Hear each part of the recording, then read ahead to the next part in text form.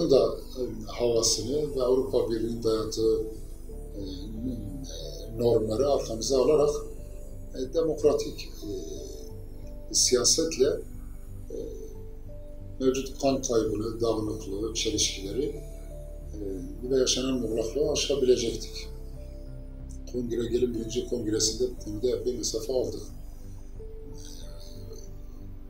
Ve denilebilir ki ilk adımı herkeste bir heyecanda yarattı. Böyle örgütten ayrılma, örgütten kopma gibi bir düşünce aklımızın ucundan dahi geçiyordu. Bilemem yani tek tek şimdi kopanların içinde bazı kişiler çok bireysel, özel yaşamlarını örgütleyebilmek için, çünkü o tür iddialar çok fazla, tek tek bireylerin o tür yaklaşımları olabilir. O nedenle kopmuş ya da kopma hazırlığı içinde olabilirlerdi o dönem. Ama bu bizler açısından öyle değildi kesinlikle. Eğer düşünülen değişiklikler sağlanabilseydi, düşünülen değişim gerçekleştirilebilseydi, örgüt içi muhalefet demokratik düzeyde yürütülecek, hem bu kan kaybı olmayacaktı, hem de örgüt bu şekilde bölünmeyecekti. Yani fakat buna müdahale edildi. Meşhur 25 Şubat bildirisi var. İran Kalkan'ın kaleme aldığı ve bizi artık hain ilan etmeye başladığı, örgüt içinde olmamıza rağmen, ki biz o zamanlar esnasındaydık.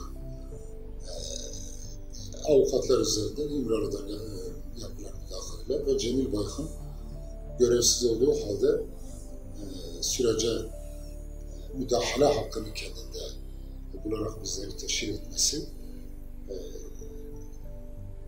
hem çelişkileri ağırlaştırdı, bunalımı derinleştirdi. Çok ağır bir kriz içine girdi örgüt. Hem de kongrenin birinci kongresinde alınan kararların hiçbiri uygulanamadı, yaşama geçirilemedi. Biz birinci kongrede sivil siyasetten gelen bazı isimlerin öne çıkmasını ve örgüt yönetiminde yer almalarını savunmuştuk. Fakat orada da tabii çok büyük bir yanılgı yaşadık. Sivil siyasetten gelenler çok iradesiz, çok çapsız, siyasal anlamda da kişilik anlamda da çok çapsız çıktılar. Hem görevlerine sahip çıkamadılar, hem kendilerinden sivil siyasetten geldikleri için örgütün demokratikleştirilmesine bir beklenti vardı. Ona da cevap bulamadılar. Ve hızla süreç bizi kongrenin ikinci kongresine götürdü. Tabii biz ikinci kongreye gittiğimizde artık ipler kopma noktasındaydı. Müdahaleler, örgüt içindeki müdahaleler biraz etkili olmaya başlamıştı. Sivil siyasetten gelenler örgütün tutucu, dogmatik kanadıyla bütünleşmişlerdi. Kongre içinde de Öcalan'ın İmralı'dan yaptığı müdahaleler, özellikle savaş kararının alınması, birinci kongrede alınan sosyal yaşama ilişkin kararların rafa kaldırılması, tartışmasız bir biçimde bir avukatın mikrofonu alıp 1 Haziran'da savaş kararı verilmelidir, yeniden savaş kararı ilan edilmelidir çağrısına büyük ağırlıklar alıp, büyük ağırlığın evet demesi. O dönemde özel ilişkileri olan bazı arkadaşların hem İmralı'dan gelen görüşme notları hem de bu tutucu kanadı tarafından ağır, rencide edici bir iştirilmesi. İmralı'nın işte bir şikefte koyup talimatını kongreye göndermesi. Kongre birinci kongresiyle başlatılan süreci tamamen sabote etti. Savaş kararı çıktı. Bizim üzerimize ağır bir şekilde geldiler. O özel ilişkileri olan arkadaşlar kongre içinde özellikle bilinen arkadaşlar. Arkasından bizler de ayrılmak zorunda kaldık. Şimdi yani bu çok kısa genel bir özet ama işin özü şu. Yani hepimiz artılarımız, eksilerimiz ne olursa olsun, eksiklerimiz, yanlışlarımız, 25 yıllık pratik içinde varsa insan haklarına karşı, ulusal karşı işlenmiş suçlarda payımızı görerek de yani şunu söyleyebilirim, hepimiz Kürtlük için mücadeleye katıldık. Kürt halkının özgürlüğü için mücadeleye katıldık. Ve istisnasız kimimiz 20 yıl, 25 yıl, 30 yıl her şeyimizi bu mücadeleye verdik. Adeta ömrümüzü, yaşlarımızı bu mücadele içinde tükettik.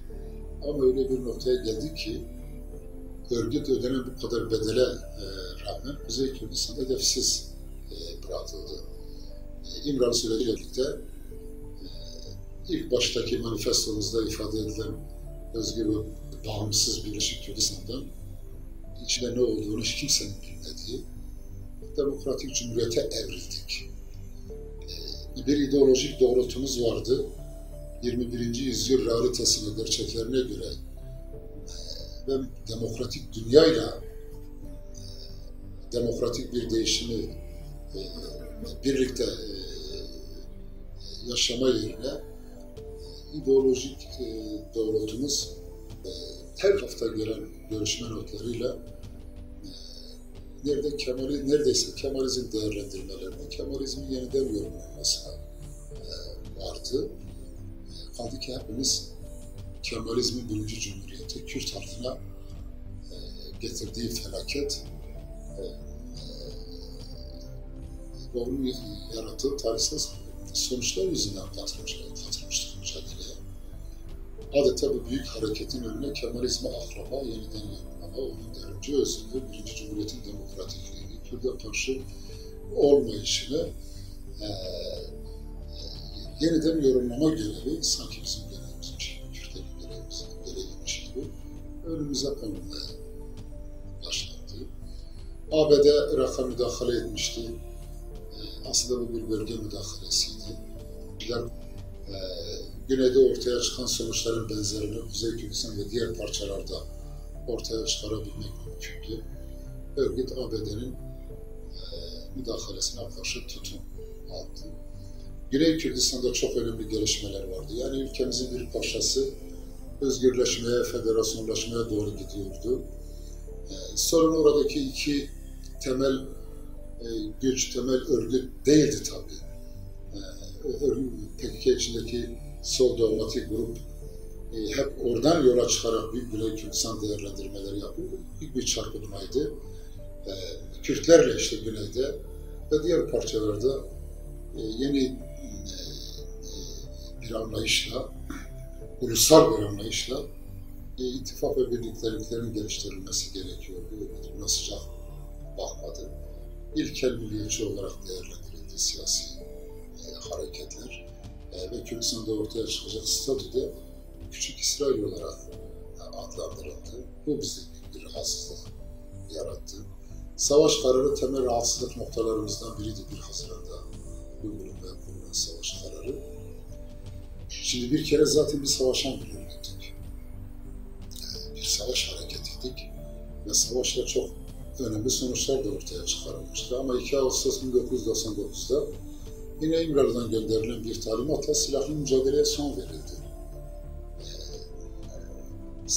Silaha dönülemeyeceğini, mevcut dünyada artık silahla sonuç almanın mümkün olmadığını, silahlı mücadelenin aslında bizi de, devleti de başarıya götürmediğini, bundan sonra siyasal mücadele, demokratik mücadelenin esas alınacağını belirten bir kararla bir savaşı ve silahı durdurduk. Ki o zaman örgüt en azından bir federasyon hedefiyle savaşıyordu. Ve bu karar çok açıktan kamuoyunda görüşme notları örgüte iletildiği için